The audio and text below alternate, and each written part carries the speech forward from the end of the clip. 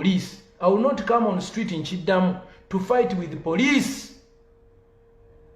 I'm repeating, I will not come on street to fight with police. I will use my art to express my expression.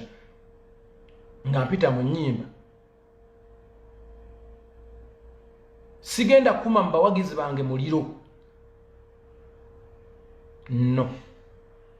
Ekyo nkibabulira mutima mulungi. Munzikirize mbe muyimbi. Munzikirize mbe muyimbi. I'm an independent. I don't belong to any political party. I don't belong to any political party. I'm an independent. Nali mpagira people power olw'ensonga ekigambo kyanyumira nti amaanyi g'abantu ge maanyi gaffe ate kyali kikulemberwa muganda wange eyanteekako omukono naye nsobola okubaako nga nange nnyimba olimba mu studio ye gye yeezimbira. Sisobola butamubeereramu singa aba neetaazi. Naye ate sisobola kubeera nga buli kyaŋŋamba nja kukikola lwa nsonga nange nnyina family. I'm Idrisa Musuza Kenzo, born in Masaka, going to die in Masaka and be buried there. I have to make decisions for myself. I'm mature enough to know what I want in this world. Bobi wange mukulu wange mwagala nyira muwe ekitiibwa era muwagira nnyo mu byakola. Naye si yantegeerera, nze neetegeerera. Interpreting ebintu ebirala that I am an independent person and I make my own decision. Yabadde Eddie Kenzo bwe yabadde ayogerako ku social media platforms ze ezenjawulo. Naye n'amala bimu nebibula bimu nebikola kikubanga kali mu ddoboozi lye. Okitegeera kali mu ddoboozi lye era ye yabyogedde ebyo.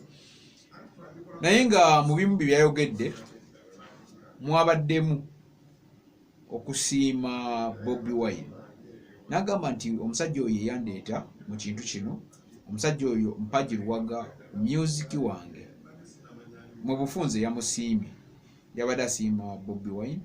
N'agamba nti omusajja oyo ye buli kimu, yabadde Eddie Kenzo. So n'agamba nti ebintu bingi nnyo byazzamuyambako oba byakoze bwe nyizo kigamba. Naye tagenda kubeera nga akkiriza okubeera nga atambulira ku ntole za Bobi Wine. Bigambo bya Eddie Kenzo.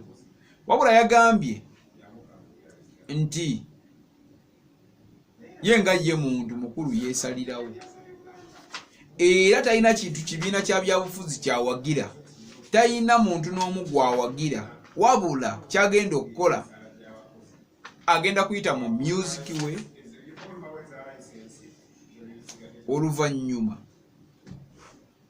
ayiseemu obubaka naye nga tayingidde kibiina kya byabufuzi na kimu. Kitegeera Eddie Kenzo bw'atyo bwe yayogedde, kubanga emabegaawo abadde ajja tusuubiza live kubanga like some 2 days 3 days back yatugambiko kawo n'atugamba nti agenda kukola te olwavaayo akawungezi n'apostinga n'agamba essimu yeefunyeemuko obuzibu, naye era yamaze n'avaayo n'abaako ne byayogera ebitonotono ebyo ebimu ebyaletedde ku bawagizi okubaleka nga beewuunya. Okitegeera abawagizi okubaleka nga beewuunya lwaki ekigenda mu maaso ku saidi ya Idrisa Musuza. Thank you so much for watching. This is Big Brother Uganda. If you are new to this channel, please just hit the like button, subscribe. Make sure you subscribe. Make it a point and subscribe. Kijaba kitwangwira nnyo. We share. Go in a comment section olekewo obubaka gwe bintu birabo otya kubanga Eddie Kenzo naye ayina endowooza ye n'abantu abalala bayina endowooza zaabwe. Oba oliawo nga naawe bwoli eyo bw'olina endowooza yo n'ogamba nti kusinza Eddie Kenzo nga bw'agambye waayi naye muntu era naye kubanga ye yagambye nga bwe nkusomeddemu awo n'agamba nti I am an independent person and I make my own decision. Nze neetongodde, nze nsalawo. Okitegeera ye Eddie Kenzo. Omusajja ono amaze mu Ivory Coast emyezi ena, almost emyezi ena, kubanga yali alina okukola concert 28 omwezi ogwokusatu. Tuli leero ennaku z'omwezi ziri 3.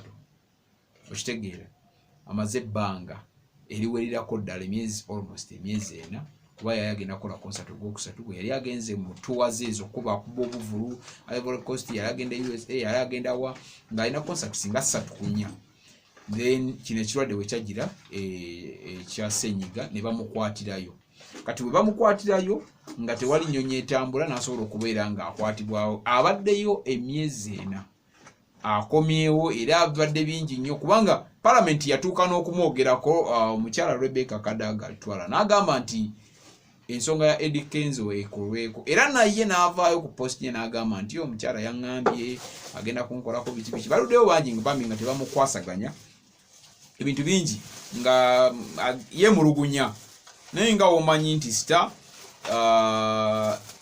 abali takoze eki teyakitwala nnyo nga nsonga waliwo yatuuka n'abiva nako n'agamba muli bamwagala ndivaayo bwe ndiba saagala nze ndyokke siina tabu waliwo wano wansi ke mbadde njagala okusomera wiiki eyo Eddie Kenzo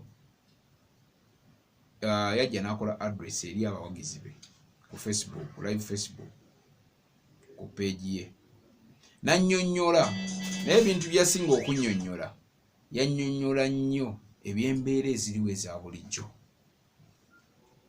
omuno mwe mwava abawagizi abamutwalaganya wabula mu statement gye twasinga okujjamu ye yagamba nti ali so independent n'olwekyo tasobola kubanga abaako n'omuntu n'omu gwe yeesigamako era si munnabyabufuzi ebintu by'okubanga abuuliriro baabaako nekyakola agenda kubiyisa mu kukola ki agenda kubiyisa mu kuyimba okitegeera so yeyo embeera yeyo eya Eddie Kenzo abawagizi ba Bobi Wine abawagizi ba People Power abawagizi ba music industry nga bwe tuli mu bintu bineno kati waliwo ebyamateeka ebyo bityo so ekya Edisa Musuuza kibadde kinkakatako okubeera nga nkibawa kiri omukwano gwa foyo mukimanyi bulungi nnyo of course mu abagoberera Big Brother Uganda mumanyi nti Edisa Musuuza muntu waffe nnyo naddala ku channel yaffe naye nga mwebale nnyo mwebale ddala okutwagala mwebale okutugoberera mwebale kubeera nga ate munange ekintu kino mukitadde ku level esinga okuba ey'amaanyi ddala radio gy'osinga gy'olina okuwuliriza bagiyita 97.7 Record FM